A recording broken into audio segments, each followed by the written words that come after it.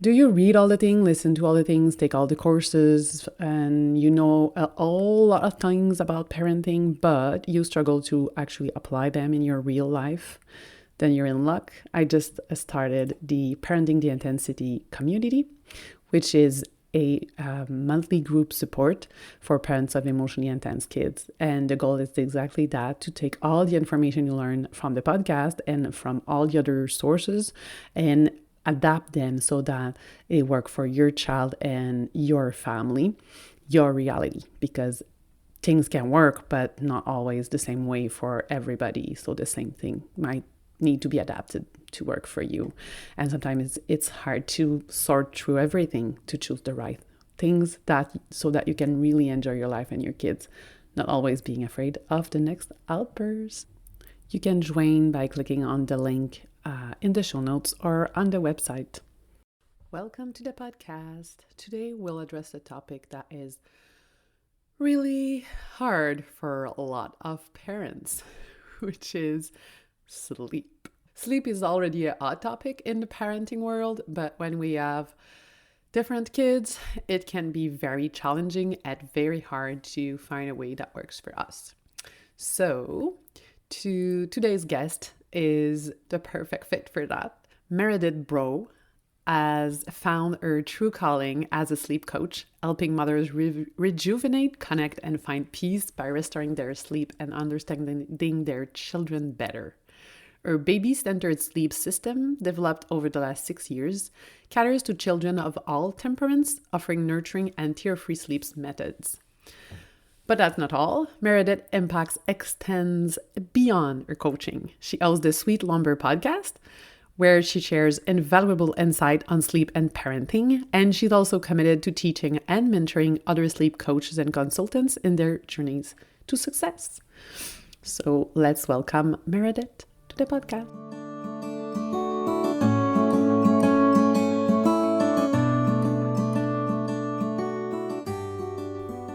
Welcome to Parenting the Intensity, where we'll talk all about how we can drop the general parenting advice that doesn't work with our emotionally intense kids anyway, and let go of the unrealistic expectations society puts on us as parents. Together, we'll find solutions and ideas that work for you and your kids. Chances are, deep down, you know what they need, but you need a little encouragement to keep going on harder days and permission to do things differently and help you fully trust that you already are a wonderful parent to your exceptional but challenging kids.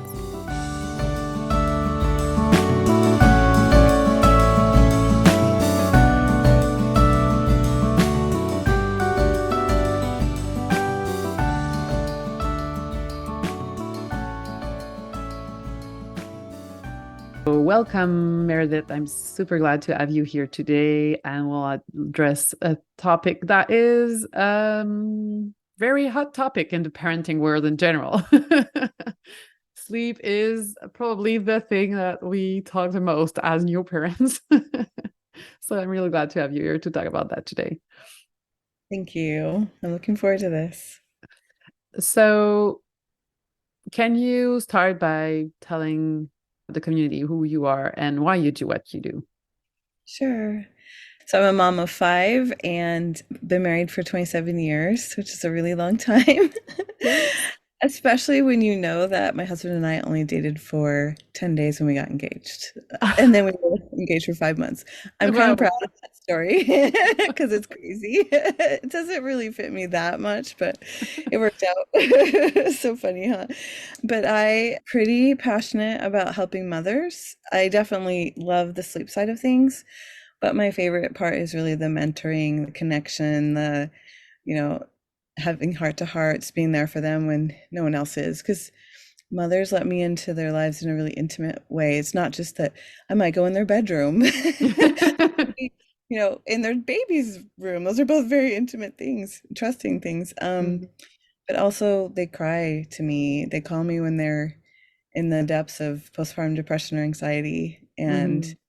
they confide in me how hard it is when they may not tell anyone else. Hopefully they tell a therapist, but they don't trust anyone because their struggles are really hard and no one relates. Yeah. Or Yeah. at least it feels that way. And so I really love that side of my work. I am really, really passionate about protecting babies. I don't think anyone really understands them, like in general, they don't. Mm-hmm. And so that's probably a big, huge percentage actually of my work too, is just educating Mm-hmm. parents on the nature of babies and their development and what they need to thrive. So I Mm-hmm. really love that side of my work. And it's Yeah. really driven the innovative, creative solutions that I've come up with. I specialize in working with high needs, sensitive, and spirited kiddos. Mm-hmm. And maybe someday some of my baby clients will, be diagnosed with sensory issues or ADHD or autism. So they can be really challenging. The biggest thing is these kids are challenging when it comes to sleep. So a lot of my clients' kids have easy babies during the day and then tough babies at night. And again, people can't relate to that. So Mm-hmm. it's just beautiful work. Yeah. And I think that's like sleep is such a vulnerable thing for everybody because when we don't get enough sleep, it can get messy real fast. Exactly. Yes. And Yes. at the Yes. same time, we have a culture that pushes parents to make sure their kids or baby sleeps really, really early. I think it's changing slowly, but still the mainstream culture is like at 6 weeks, your baby should sleep in their bed for an entire night. And entire night in the heads of lots of people means 12 hours, which makes no sense for a 6 weeks old baby. But it still is the message that we hear a lot. So I think it's very important to reframe that, and I'm super glad to Yeah. have you, and I can definitely relate. I have three kids with three really different sleep pattern, and they all had their challenges. My first was sleeping really well, that 12 hours in a row at 6 weeks, I had that. Yeah. But then my second one, it took 6 years, so it really is different from one child to another. And I feel often the parent feel it's their fault. Yeah, they do. So I would love for you to talk a bit about that. Well, they blame themselves because the culture teaches parents that babies are the same and they just lump them into one big category and they don't think about the fact that we all have such different personalities and that doesn't develop after we're babies. It's like, No, duh. it develops inside the wombs. And that babies aren't just a pain in the butt or spoiled, and we're not spoiling them. It's more that they're completely dependent on us. And that's the way they're designed, and it's beautiful. But if we could just focus on that a ton more, it would help so much when it comes to the pressure that we put on ourselves and the pressure we put on them as well. Yeah, so I really focus on the fact that kids are individuals and different. There's a lot of a movement now where, maybe an attachment parenting, bed Mhm. sharing type of parenting. They are talking about this a lot more, and I love seeing that because when I started my business, I was a lone voice, and that was really hard. But I think they're missing something because there's people over here who have really easygoing babies, and Mhm. they're like, that's not really true. My baby doesn't need to eat at night. My baby sleeps for 12 hours, so whatever. Well, the Yeah. disconnect is why there's a big chasm between these two groups, and Mhm. it all comes down to these differences in babies. There are Yeah. easygoing babies, and that's why sleep training is still popular because it works for some people and they swear by it. Mhm. Maybe 2 or 3 minutes of crying and their baby sleeps great forever. It's Mhm. really disgusting, but that's true. And then there's these other babies that are so clingy, and I don't use that word in a negative way, but it's so descriptive. Think of a Yeah, yeah, yeah. young They mom. need the parent much more. Yeah, and they hang and cling to their parent, and they thrive on the connection. One of my past clients told me that on she had not ever thought or considered she would bed share, and she was against it because of safe sleep recommendations. And when she met her baby, she had this intuitive feeling that this baby needs to bed share. And so she Mhm. did for like 18 months. And when she and I were working together, she was touched out. The Mhm. little girl was very restless, was connected all night long and biting, and all the things were really getting to her. So that's okay. That's why I have a job. So back to what you were saying, why we blame ourselves. I wish I knew. but it is very natural for women, especially, to just be hard on themselves. Mm-hmm. I have a hard time remembering to celebrate the positives. I am always hung up on what I didn't do or what I did wrong. And so I think Mm-hmm. it's just our nature, but also there's that pressure of comparing your child to another, thinking it's all on you, thinking that you're the one responsible for their progress and for them to perform well, I guess, is because you know how people say, "What's your baby like? You have an easy baby," and they Mm-hmm. always ask about sleep. Is your baby Yeah. sleeping? You know, and so right away there's this pressure of performing for Mm-hmm. you, Mm-hmm. whether or not my child's meeting up to par, and my child is easy enough. But what we should be saying is something like, "Tell me about your baby. You know, Yeah. Yeah. what are you Like enjoying? how the What's baby is happening?" sleeping is not really an issue as long as it's not an issue for the parents, basically. Right. When Well, the but what parents about, are too tired, then it becomes an issue and we yeah, I was need gonna help. say, what about when it's terrible? That makes those moms feel terrible that it's not going well, but it's not their fault, and that's why I spent so much time talking about the difference in babies. Yeah. We have like a lottery ticket when we have a baby. You can Yes. have 5 kids that are all really high needs, or you could Mhm. have one high need kid and a couple of easy ones. It's just you have no idea what you're getting. We Mhm. can't control it, and if people understood their babies better, then we would, just become a mother and have a clean slate for both of us, I guess, for the baby and the mom. Yeah, definitely. And I think like the pressure, it comes so fast. And as soon as you share that sleep is not going well, people are throwing all those tips and tricks at you that don't necessarily fit, but then you feel bad because those things that work for them don't work for you. Yeah, And you immediately think that's my fault. I cannot do it properly. That's why it's not working. And that's how people make you feel often. It's that not is just true. in our head. Actually, that's a really good way of explaining it. Thank you. Yeah, and what I see is that if you have a very easygoing baby, it could just be one thing. And so people all over the Facebook sleep groups are like, "Oh my gosh, I got this white noise machine or this swaddle and my kid's Hmm. sleeping great now." And then there's these parents with the babies that have that nature of needing more contact. They're called signalers instead of self-soothers. Hmm. There's actual research on this. It's pretty cool. Okay. But those babies, it's just not on their radar to be independent. It takes a lot longer for them to sleep well. It takes a lot longer for them to start acting independent, and we can't force it. It's all the support that helps them get there, you know? Hmm. Hmm. So anyways, those parents have to do everything. So it's funny because from the beginning in my business, I've always believed in checking every box. So I believe in, let's use every holistic principle. And because I have seen it be a helpful thing, helping babies have some independent sleep skills is good. I just don't force it on them. I do it in a nurturing, slow way. So I check every box, and then we see sleep improve. And parents know they've done everything in their power, and it's Hmm. time to let go and just be there for them when they don't sleep well. And I also teach them about development and how that affects their baby's sleep Hmm. and help them recognize it's going on. And so it's just kind of a more peaceful experience because we've checked every box. We know how to bounce back if things go astray. And we're not expecting sleep through the night. We're expecting, hopefully, when things are good, 4 to 6 hours, something like that, so we can feel rejuvenated. But when things are rough, we understand why and we're there for them. And then guess what? We end up with a super healthy child who's healthy in every single way possible, just thriving for Hmm. the rest of their life, as much as you have any control over, because there's a lot of other factors later. But Yes, of course. It's so easier I when they're little. I focus on optimal for that child. I'm going to Yeah. optimize their sleep, and so that's to their best ability. And Hmm. if you can imagine, those are some really great messages for parents instead of some of Yeah. the others. It's different. Like I love that you're saying optimal for that child because for one child, sleeping 6 hours might be optimal. For another one, it might be 8. Like Right. it changed from one child to another. It changed from an adult to another. I need less sleep than my husband for sure. I can function totally correctly with 2 hours less than him. But why do we expect kids to all need the same amount of sleep when we Right. know that's not the case for adults? It's weird.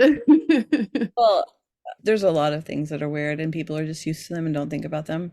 Hmm. Thinking that if we just leave a baby to cry when they wake up in the morning, that they won't wake up as early. And so they do things like crib hour, and that's really common. And people just think this is what you do and it works. And in my eyes, I'm like, no, your child's awake and you're not with them. That's sad. Like they're alone, but we're built to be together. Mm-hmm. And I'm used to these tougher kids. Maybe with the easy ones, they would just sleep Yeah. longer.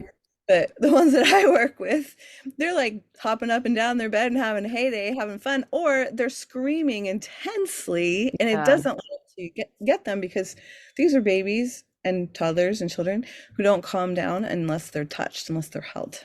Yeah. Yeah. They So need help to calm down. leaving them is a terrible idea Mm-hmm. because we're actually harming them. So it's just time to really help people understand the differences in kids. I think it comes down to that, and actually how to meet their needs and why that's important. Yeah. And you talk about signalers versus self-soothers. I would love to know more about that. What does that mean? So there was some research done, and what they found was that there's two different kinds of babies. There's signalers and self-soothers. The self-soothers are these kids I've been talking about for years that are angelic, predictable, easygoing. The ones who'll just like look around a room and doze off. They'll suck on their thumb and fall asleep. They often will actually start sleeping well on their own. Parents don't even Mm-hmm. do anything. It's craziness. Maybe there's definitely different tiers. Some kids are Yeah. fairly easygoing, but they have a little bit of a challenge, and so we work on sleep and some of these tricks and the holistic things, and then they sleep well. So then when it comes to the signalers, I mean, that word just says it all. It Yes. really is just, like I said earlier, these are babies who have no interest in independence. Actually, they hate it. They're the ones that are more upset with separation. They're very, very attached. They're very regulated through you. When they don't feel well, they need the comfort and they don't turn inward and soothe themselves. It's, I need you. And so no matter what, I'm going to wake up and call you to help me. So that's kind Mm-hmm. of what I focus on in my work is let's really naturally and lovingly nurture some independence, foster is another word for it. Mm-hmm. Really focus on security and responsiveness and help these babies just feel a lot more safe and comfortable when they're by themselves or when they wake up. So there's some activities that parents do to get there. And then they just learn how responsiveness is what fosters that independence that we want. So it's Mm-hmm. not all left up to waiting like some attachment style sleep solutions are. It's more fostering, it's more actively working on some of these things, but never forcing. Yeah. Yeah. And I think that's interesting because the message out there is so on if your baby doesn't learn to self-soothe, they're never going to be able to sleep. Which, Yeah, for starters, it makes a bit no sense. People sleep in life, it's not gonna ruin them forever. But exactly. still, I think it's interesting because it goes another way. It's another message. Like, it's not because they're not able to self-soothe by themselves. They need help to learn how to. And I'm guessing we can see that also in other parts of their life. Those kids that need more support don't just need more support to sleep. They need more support to calm down Absolutely. Yes. everywhere. Yes. And these kids who are like holding on to their parents for dear life when you go in a public place or Mhm. there's other kids around, a lot of them will warm up and then go out and be active and hang out with the kids because they're kind of like testing the waters or watching things. They're usually highly sensitive, Mhm. um, and very smart. But as they become more and more secure and find that attachment with their parents such a safe, reliable thing, then they become more independent naturally. This behavior that you see now, a few months down the road, they might Mm. run off the second you get into that room. And that's one of the things that I've loved seeing as I've worked with clients for longer periods or I stayed in Mhm. touch. Because some of my clients are, I didn't even mention this earlier. I have a school, I teach sleep coaches, and so some of my past clients became students. And so Mhm. I've really been able to do a little bit more research on the side there of watching long Mhm. term. And Yeah. it's one of my favorite testimonials I get when the people write me and say, my kid is totally different now. I mean, in the Mhm. last year, they've just become so independent and so, I guess, confident and reassured. And this is usually around one or two. And it's just, oh, so fun to see that because these are moms who are like, am I ever going to be able to put my child down? Yeah. Am I ever going to be able to sleep in my own bed again? So I do think that people who choose to bed share because that feels right to them. And we Hmm. just try to optimize sleep as best we can. And, they chose that. So it's not like I would say it was bad or wrong or it's not going to work for you. Hmm. And they were patient and their child just naturally needed space. So that's another thing that I see. Yeah, yeah. And I think that's also something in some spaces in parenting, bed sharing is all be all. And in other spaces, it's like you never do that.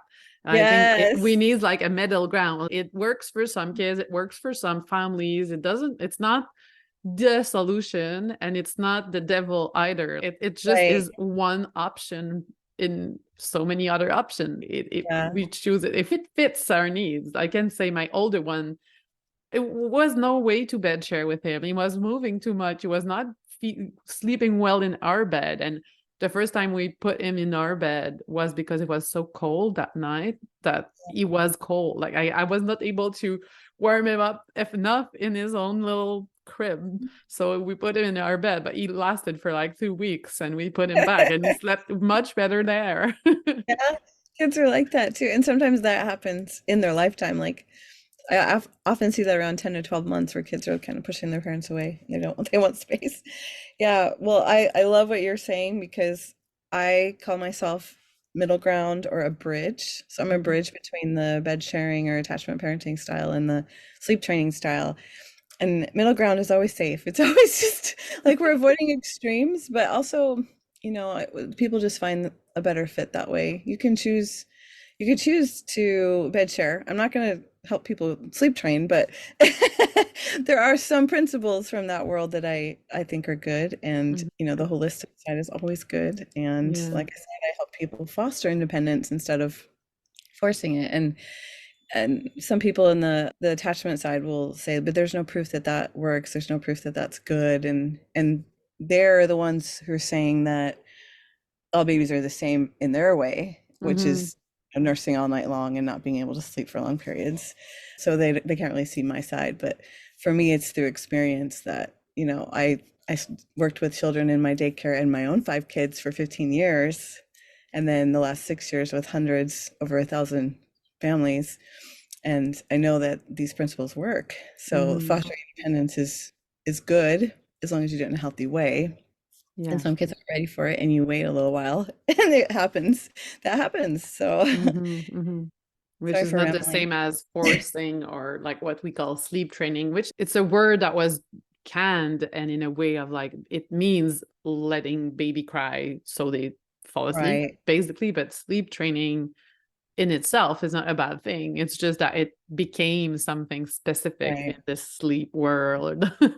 And with the term self-soothing, when that Yeah. was coined, when that began, it meant we want these children to connect sleep cycles.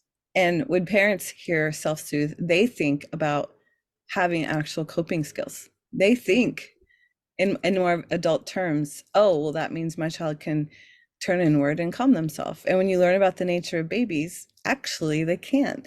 Even No. the easygoing ones, the difference between them and the more complicated, complex, needy babies is that these babies have like a built-in healthy nervous system. It switches on and off when it's supposed to. Hmm. They don't get as worked up. They're just calmer. They're more cool and chill. Hmm. But also the really basic abilities of coping as a young baby would be just limited to sucking the thumb, Yeah. turning away when overstimulated, or using their body in some way that's like rhythmic movement, something very relaxing to them, Hmm. trying to express their feelings. That's about it. But when Yeah. it comes to not feeling well, getting hurt, or being scared, all babies rely on their parents for comfort. Hmm. They co-regulate. Yeah.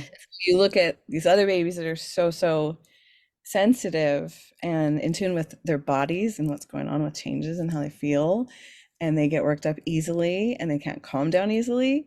Those babies need their parents a lot more. And there's Hmm. actually studies that show that those babies gain a lot more from their parents. So there's like this direct relationship with my baby needs me a lot and I'm investing my whole soul into taking care of them.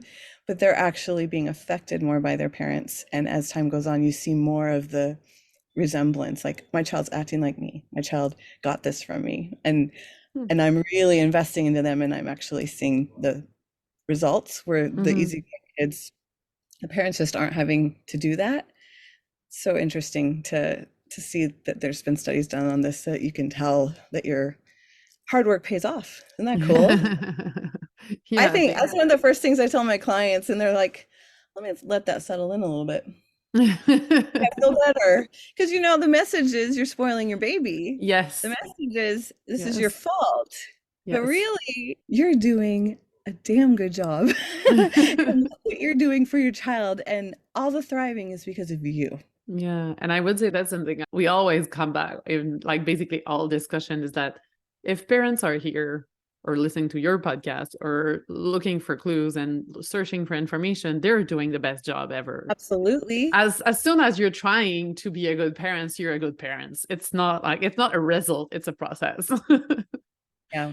And there was something that a therapist told me when my kids were younger that I don't have to be a perfect parent. I just have to care. I just have to Hmm. be trying. And someone once said to me, "Well, that doesn't feel like that works for me because I feel like some kids need so much from us that we can't serve them enough. We can't do enough. We can't be enough."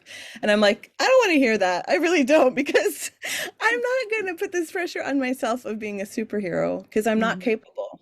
No, And so and we won't I ever be able to do it all. That's just not possible. right. So, And so the point is that what kids need is for you to keep trying and to keep caring and to keep changing and growing and being a better person. And, that's a complex subject. But for me, it's just giving myself credit at the end of the day that I did my best and hmm. that I love intensely and I feel intensely and care intensely. And what Yeah. child wouldn't thrive from that type of love and care, right? For sure. And would you say for older kids that are not babies, if someone has, because I think at some point we stopped talking about sleep, and that doesn't mean it's over. As I said, I had one that it took 6 years before she slept through the night, but we don't talk about that because then the judgment is through the roof. And Yeah, I it's think true. that's the reality of a lot of people listening, that they might have older kids that are 4, 5, 6, 7, 8, 9, 10, even tween or teens Yes. who don't sleep. But okay, when we're in the teen years, it's another story completely because then you start not sleeping again for other reasons. But Yeah, it's so interesting. it's subject for another day. But if you have children, I would say like 4 to 8 years old, for example, that sleep is more difficult, that they still need you at night. They wake up still, that they call not necessarily every night, but more than once in a while. I would even go as far as saying like two on up that people just don't talk about it. And True. there's hardly any resources out there for you. I have an associate who focuses on children's sleep, and she has a very similar perspective and style as me, and I love that. And so I can share her name with you later.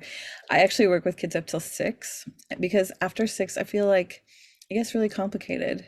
And Hmm. I actually will talk to people. I have a free intervention call is what I call it, where it's just a consult. Hmm. And if someone has an older child, I'll often just talk to them for free because I can usually pinpoint sleep disorders or ADHD or Hmm. something health-wise that's affecting these children that they had no idea. So that's a Hmm. really, really powerful thing to be able to point parents towards the right resources. Maybe they have anxiety and they Hmm. need therapists, that sort of thing. So I'm not simplifying everybody's sleep problems that way, but I just find that it's very common. Before 6, I have some similar principles that I focus on, like how do we bridge separation? How do we Hmm. give these kids confidence to feel safe at night? Let's use all the holistic principles possible. And a lot of it comes down to bedtime, sleep cues, being aware of when a child's tired, having a routine, and just again looking at these kids as individuals and what they need. Like you got to meet those needs. Hmm. And the routine doesn't have to be the same. I feel that's something that Right? we often see. Like the Yeah. routine needs to be exactly the same all the time. When you look on Pinterest or Instagram and you have like, this is the routine that your child needs to follow in the evening, and you need to Well, for give a sure, bath and read a book and go. It doesn't we always don't work. we don't want to compare it to other people's routines, which is what I thought you were going to start with. because a routine doesn't matter that much. Like from house to house, it can be completely different. Yeah. It is very helpful if you can keep it the same and if you can keep it in the same order. That's a real principle. It's holistic. It helps the circadian rhythm work for you. It helps your child's brain recognize all these different cues. It's time to go to sleep, you know. Mhm. But I think what you're talking about is the fact that some kids, they might have an aversion to bedtime. They might be very strong-willed, and so we Mhm. need to give them choices. So what I usually do is there's pieces of the routine that you can mix up. You know, like different number of books. Maybe we have playtime and that part is different. And so as much as you can, trying to keep things in the same order is good, but definitely mix things up as to what what the activities are. Mhm. But there's a pediatric psychiatrist that I follow. She wrote an article about bedtime aversion. I see a lot of FOMO, so fear of missing out at bedtime, and Mhm. that usually goes away with what I teach parents. But there is a real thing where kids will have an aversion to sleep or just bedtime routines in general. And her suggestion is to mix it up from night to night. So it can be a huge thing. It takes the pressure off and helps the kid relax and not mind. And so that's when you would do like one night we're having all these activities in the bath, and the next night we're doing something playful with our imaginations, or maybe there's tense and there's, you know, so she's all about making it fun too. So I share that article with parents all the time, just in case they run into those troubles. That's a good idea. Yeah. I also love what you were saying. Routine is different from one family to another, and I think that's very important too. And also, I think some of our more intense children sometimes need to move before Yes. bedtime. Glad you And brought that that's up. something that is never anywhere in typical routine that we see. Like some Yeah. kids need to get out all that energy. I know, that's huge. I'm actually seeing it more on Instagram lately from some of the holistic sleep consultants. And I'm so glad to see that because for years and years, I thought the same thing. And I would teach my clients with spirited kids that they need to slow their babies' bodies down or their toddler or child. And that's true at some point because very active kids will go, go, go as Mhm. long as you let them until they crash. It's totally true. But there's a healthier way to approach this where you are giving these kids these physical activities throughout the day that will help. It will help them with naps, it'll help them with their night's sleep. And then sometime before dinner bedtime, which you actually have to experiment with the timing. Yeah. Some kids might be an hour before your bedtime routine. Some kids might be right before it. Sometimes it's during the routine. Mhm. What you're looking for when it comes to these activities during the day and right before bed is just the rough and tumble play. So like climbing and crawling around and wrestling and jumping and getting rolled up in a blanket and then unrolled and swinging and hanging backwards. All those things build sleep pressure. Yeah. And actually, if kids did more with their muscles, that's a really good way to improve sleep. It Mhm. really, really wears kids out. What's great is if you can kind of intertwine the rough and tumble play with lots of outside time. Yeah. With exposure to sun, that releases serotonin, and serotonin breaks down into melatonin. Mhm. So there's so many natural ways to improve sleep. And I actually had a toddler client once whose parents were like, I just cannot slow him down. There's nothing I can do. And I always tell parents, like, you know, right before they go to sleep, at least limit the space. You know, maybe it's Yeah. being in your arms, maybe it's being in the crib or something, and that can help them not be quite as active. But Mhm. if kids like that, if you give them 10 or 15 minutes to be super active at the very beginning of the routine, I've seen some kids who are jumping on their bed and asleep 6 minutes later. It's Yeah. crazy. And I think that's so not in the common, been guilty of that. I have a child, I have two of those, in fact, they would benefit from more movement at the end of the day. And when my older one was little, when my husband was doing that, I was like, don't do that. You're going to excite him and he's not going to sleep ever. And I feel it's so in the common knowledge, and we always see that, we hear that, but it's not true for all children. Some Yeah. children need that excitement just before they can fall asleep, and they will crash. Boom. But do understand that there are kids, I think very typical kids, if you give them any type of activities that include their legs. So like walking, running, jumping, all of that sort of thing is just kind of like a way to keep rejuvenating energy. Hmm. Actually, I had a teacher tell me that that's something that they teach at school. And so when they do like activities at school, they're trying to just use the arms and the upper body so that they're not getting the kids all hyped up and too active to be in the classroom sitting, But all kids need to move periodically throughout the day, and you have permission. If you sense this about your child that this works, don't think you're doing something wrong or that you have like these parenting uh, ways that are weird or crazy. Like, no, Hmm. there's science here too. And I think that's important because it's something that is often missed, and it's not for all children. Like some children, it will make them impossible to go to bed, but for some, it's necessary, and we don't do it because we feel it's not the way to go. So I love that I think the message that I'm hearing the most from you is it depends. Each children are different and child is different, and we need to adjust the sleep routine and the tips to sleep and to their reality, like who they are and what they need, which is what I always say for everything in parenting, and it definitely also applies to sleep. So I really love that. I hope you don't mind me just mentioning this as a side note. I was talking about fostering independence and teaching little kids how to fall asleep on their own. I barely mentioned it, but I actually have 8 methods that I use for teaching this. And I have tear-free methods, and I just want to point out that it's not that tears are bad, and it's a totally normal way of expressing oneself and communicating. So it's not that tears are bad. It's just that I found that some kids cooperate better Mhm. when they feel very peaceful and happy. And I'm a huge advocate for making the bedroom feel like a safe, happy place that they love. So Mhm. that's where that comes from. But what I was saying is that each child has different needs when it comes to the way they fall asleep and the way the routine looks. And that's why I have so many methods. And Mhm. it's not always like just a preference. This is how these children progress. It is Mhm. the only way. And Yeah. people will use cry it out for weeks, for hours a night, Mm. and their kid will just scream or sleep worse, or they just Mhm. feel awful and it doesn't get them anywhere.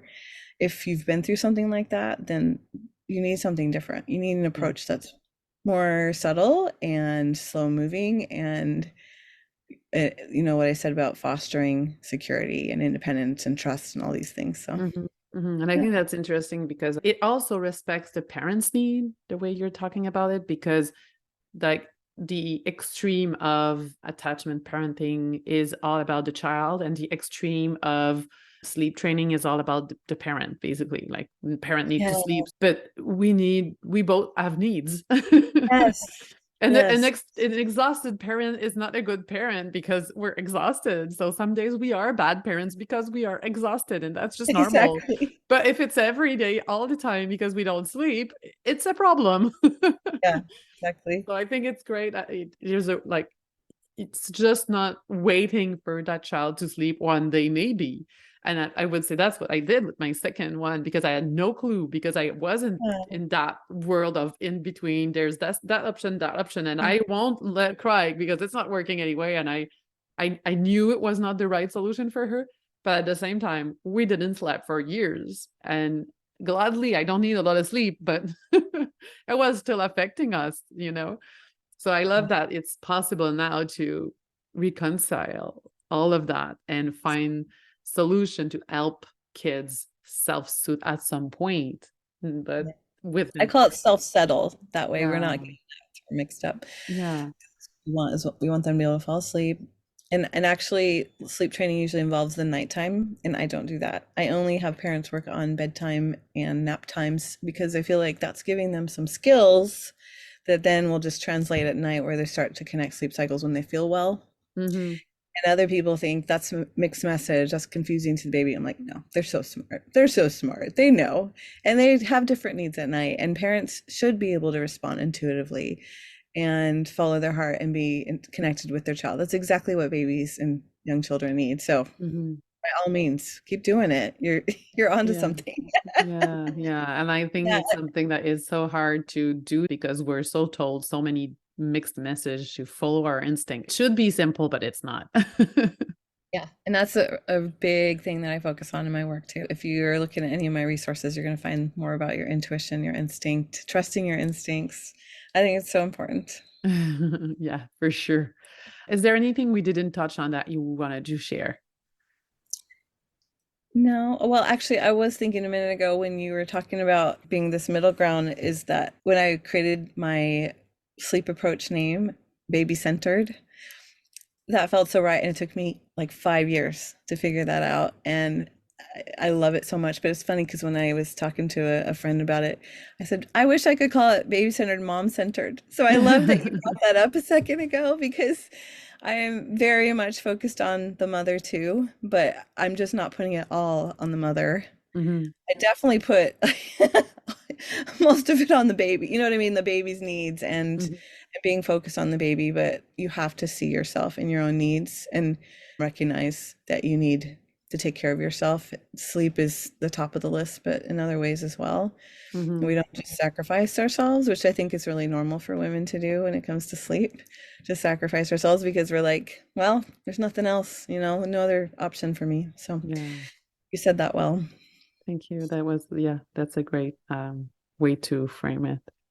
You touched on a few resources earlier, but I don't know if there's something specific that would you would like to share with the community, like resource that you find useful or were useful for you when your kids were little. Oh, some of my favorite resources.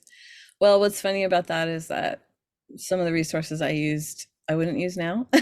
Yeah, you're not the first to tell me that. Like my kids are 15 to 23, and my oldest is a dad, and it's just so funny. But honestly, I love learning what's out there now. I really love, what's her name? There's a on Instagram. I think it's called Highly Sensitive Family. Her name's Natalie, and I can't remember her last name, but I love her channel. I love her resources. Um, she has an email that goes out, and she does beautiful, beautiful reels and posts, and she's just amazing. She talks about being highly sensitive and what it's like for her kids to be that way. And another one would be Brooke Weinstein, and she's on Instagram too. She talks about burnout, and it's not just work burnout, it's like regulation. All of us in this entire world struggle with Yeah. our nervous systems being dysregulated, and we're burnout because of all the exposure to social media and constant stimulation and the fast-paced world. So I really love her resources. Again, amazing reels. She has a podcast. Those are probably my two favorite. And like I said, they're for me now, but I wish I had them a long time ago. Yeah, yeah. And I think that's also normal. Parenting have changed a lot. The resources changed a lot since the last like 10, 15, 20 years. Some books were around for decades and now they're getting outdated because there are so many new things and it's changing very fast. Yeah, but it's Um, based on research, and that's what I love. mhm, Like to hear mhm. what actually works when it comes to parenting. Oh man, I wish I had that stuff back in the day. Big time. Yes, and it's weird because research on children development is not that old. Like it's not something that was done that long. Like in the 70s, we started really doing those research, and even much more recently than that, we thought that babies didn't felt pain. Like how weird is it now? I know. Give me a break. Oh, some sad things.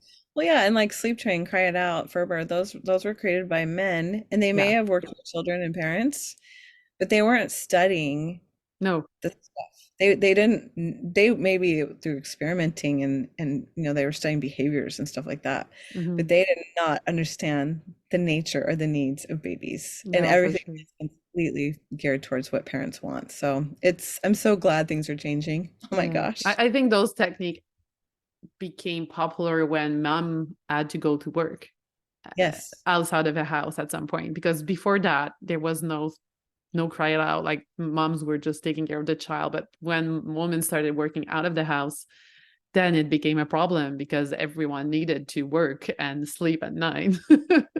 Exactly. Yep. And that hasn't changed. And society's approach in America not really having maternity leave, and we Hmm. don't have our our family unit around us a lot of times. Those needs are still there. And that is another reason why I do what I do.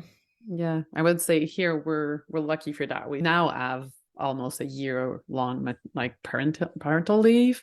It's 3 months of maternity, but we can share the parental leave between the parents.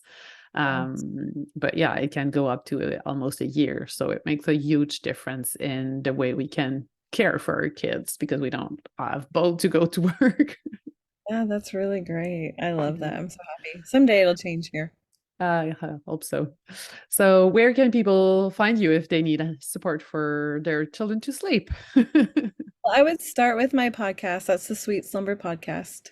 The first 30 something episodes are very focused towards parents. And now that I have a sleep coach school and I work with sleep coaches to mentor them, I'm just kind of mixing in other episodes about my work and about women changing the 9 to 5 in the corporate world to work for themselves. Because I'm big on that movement. So you'll find that too, if that's something that interests you.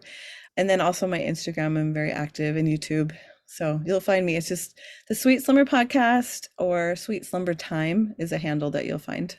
Right. And I have a discount code for your listeners to get 10% off any of my programs, including my sleep coach training. Intensity is the code. Okay. So we'll put everything in the show notes so that people can find you, your podcast, and all your support, and the code also, so that if they want to work with you, they'll get that 10% off. That's great. Thank you.